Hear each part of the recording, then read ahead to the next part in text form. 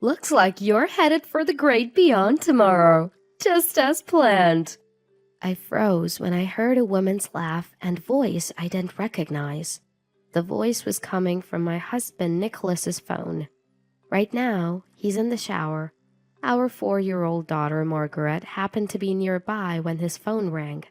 She touched it and, not knowing any better, turned on the speaker. The woman, assuming my husband had picked up, kept talking. With this, we'll get the insurance money, and finally we can be a real couple. I got a bad feeling, a real sense of dread. That's when I discovered the terrible secret plan my husband had been hiding. My name is Sophie. I'm 32 and work in an office. I've been married to Nicholas for 5 years, who is 3 years older than me, and a company employee. Together with Margaret, we are a family of 3. Nicholas is a doting father. Margaret adores him and always clings to him. Every time I saw this, it filled me with joy. I always wanted to cherish the time spent as a family, so I'd adjust my work schedule to coincide with Nicholas's days off. We'd go shopping, visit the aquarium, or go to the zoo. Margaret was looking forward to those days as well. However, 3 months ago, things changed. You don't need to match your days off with me anymore. Work's gotten busy.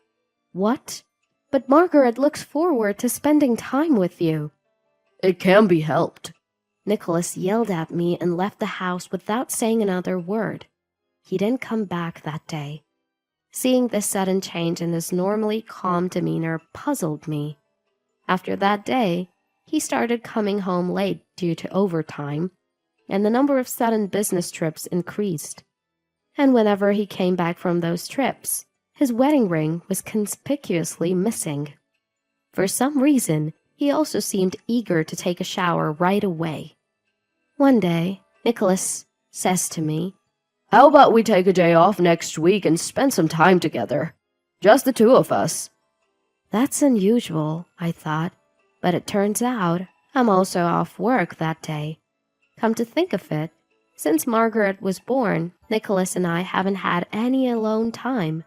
He tells me he's already arranged for Margaret to stay at my in-laws' house, so I happily agree. We could go for a drive to the beach, he suggests, and I can't help but look forward to that day. Then, the day before our date comes around, for some reason Nicholas takes a shower as soon as he gets home. Normally, he takes his phone with him everywhere, even to the bathroom. But today, he left it on the table. While I'm cooking, his phone starts to ring. As I'm drying my hands, Margaret picks up the phone and puts it on speaker. Everything's set for tomorrow. He'll be out of the picture. A mysterious woman's voice fills the air. Stunned by her words, I keep listening. She seems to think Nicholas picked up and continues talking. With this, the insurance money will be ours, and finally we can... Who's that, Auntie? A friend of Dad's? Hearing Margaret's voice, the woman hurriedly hangs up. Margaret tilts her head.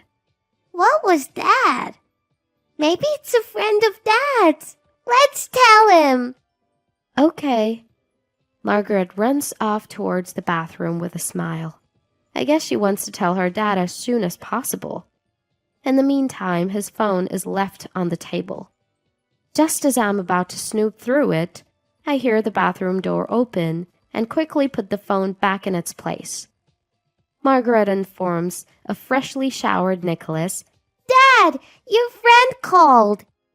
Suddenly, Nicholas rushes into the living room, his body still wet.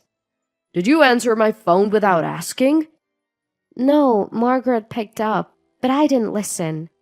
I see. His stern face relaxes suddenly. His brow smooths. Is he cheating? And what was that about? Out of the picture. That night, unable to shake my suspicions, I wait until Margaret and Nicholas are asleep.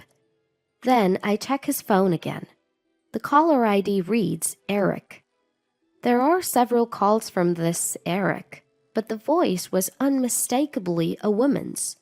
When I open WhatsApp, there's frequent communication with a woman named Caroline. Reading the content, it's clear that Eric is probably a cover, and it's really Caroline. In the messages I found on his phone, there were details about the sinister plan the woman had just mentioned. I was so shocked. I caught my breath. Who is this woman? I can't believe it. Fuming, I clenched my trembling hands tightly. Further investigation of his phone gallery revealed multiple selfies of Caroline cozying up to Nicholas. The woman in these pictures, attached to Nicholas like glue, looked familiar. Is this woman? Could it be? When I checked my work computer, it turns out she was someone I knew. So that's how it is. After transferring all the evidence to my computer, I found some important documents in Nicholas's carry-on bag. If you're up for this, be prepared. I've got plenty to corner you both. I then made a call to someone. I didn't sleep a wink that night, and morning eventually came. As I prepared breakfast, Nicholas, unusually up early and in high spirits, said, "Great weather for a drive, huh?" "Sure is," I replied with a fake smile, but he didn't seem to notice my mood. "All right, let's get moving." After dropping Margaret off at my in-laws' house, Nicholas started driving. Today, Nicholas was unusually chatty, rambling on about trivial matters. As I played along, my phone rang about 30 minutes into the trip. "It's a call from your mom. Margaret seems to have a fever. We need to go back." "What? I mean, we asked Mom to watch her. She should handle it." "Mom says she has a fever close to 102 degrees Fahrenheit and wants to take her to the hospital. I have the medical insurance card, so we need to go back." "All right, fine." Nicholas reluctantly made a U-turn.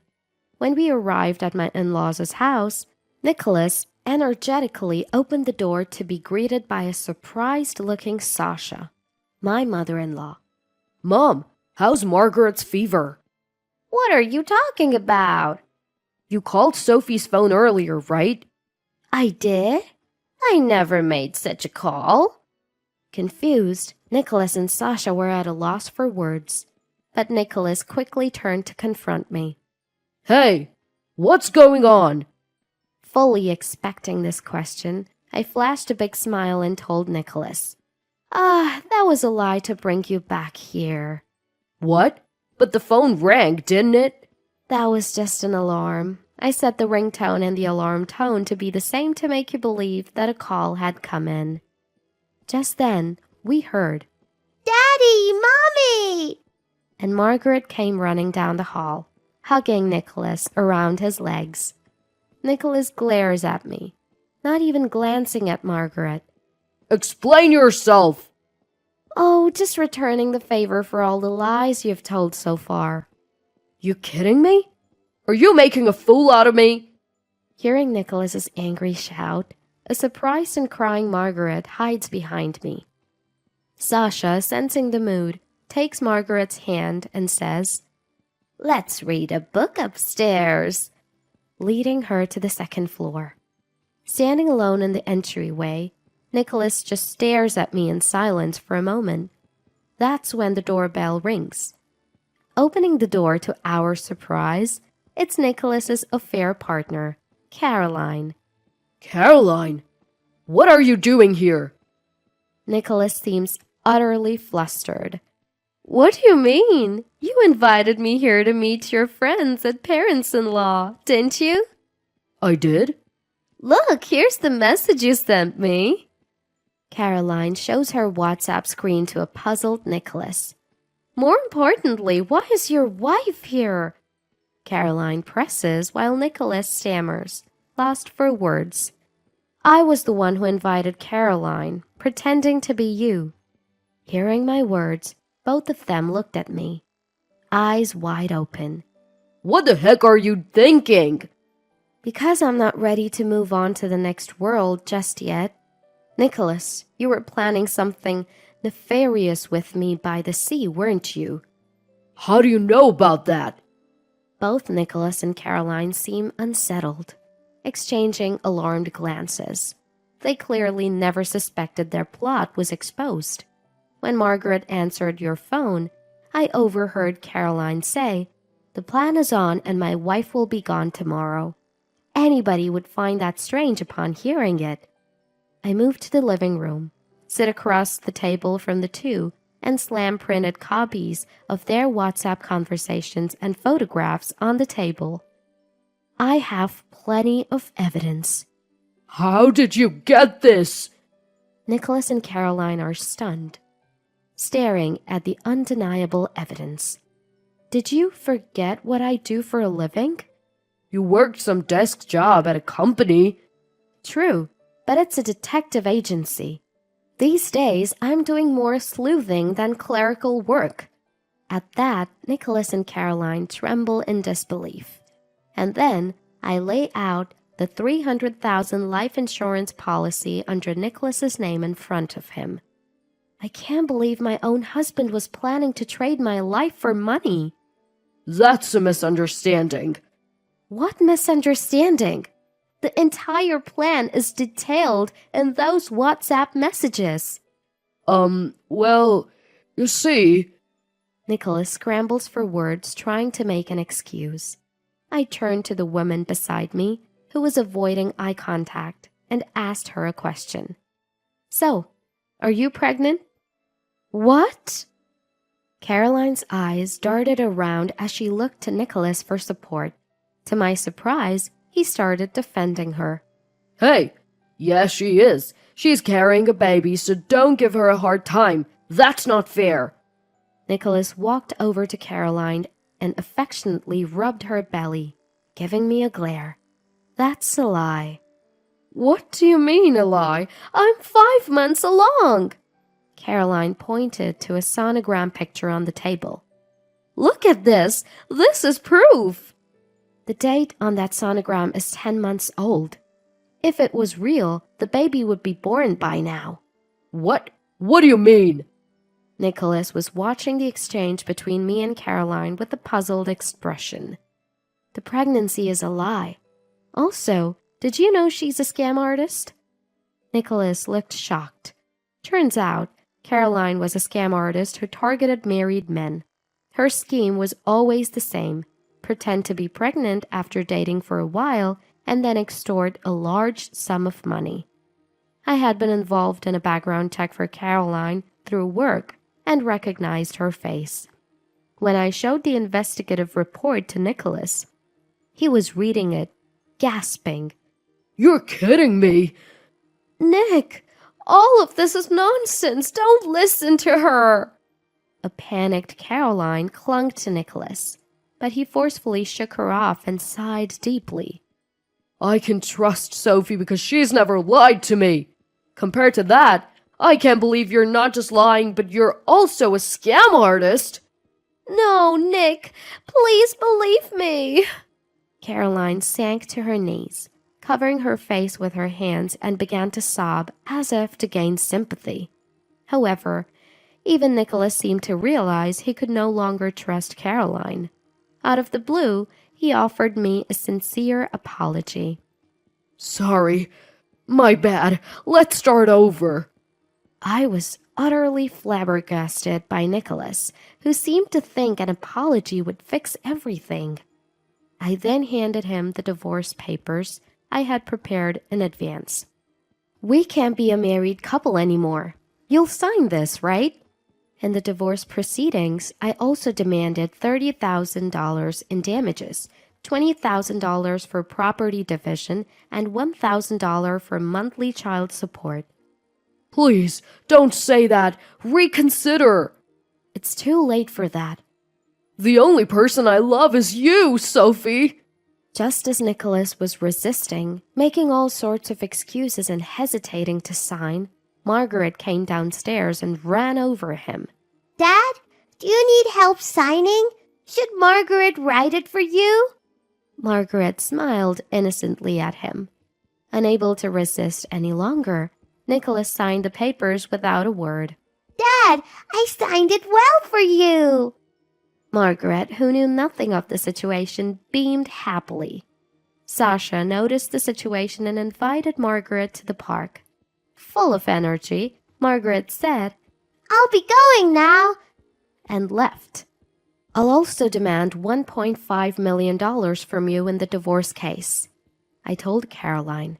She lost her temper, her face turning red. Why should I have to pay? I'll also be contacting the police about you. Pay for your crime. Caroline's face turned pale and she started to tremble. I can't be caught now. She dashed out of the living room towards the entrance.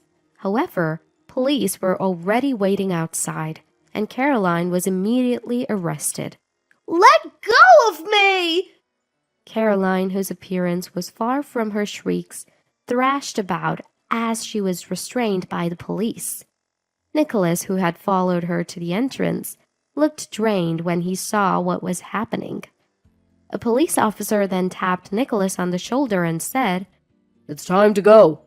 No way! Why do I have to be arrested? Sophie, help me! Nicholas resisted and struggled, but the burly police officers dragged him into the patrol car and drove off. About 15 minutes later, Sasha and Margaret returned home. Sasha had tears in her eyes and apologized to me, as if she had seen everything from a distance. Turns out, it was Sasha who called the police.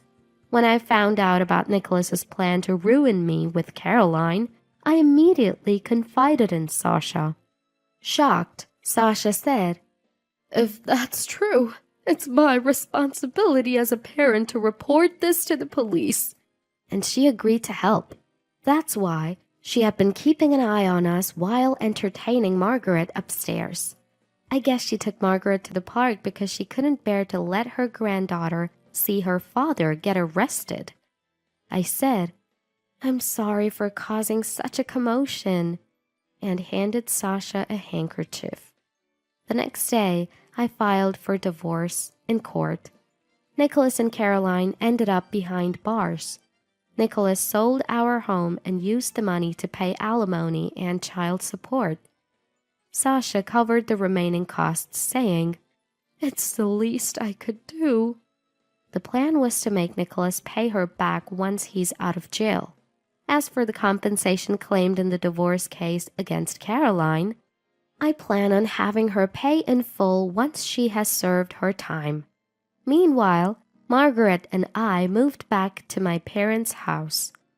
Margaret is doted on by my parents, who find her incredibly adorable. I am committed to protecting my sweet Margaret and pouring all my love into her from now on.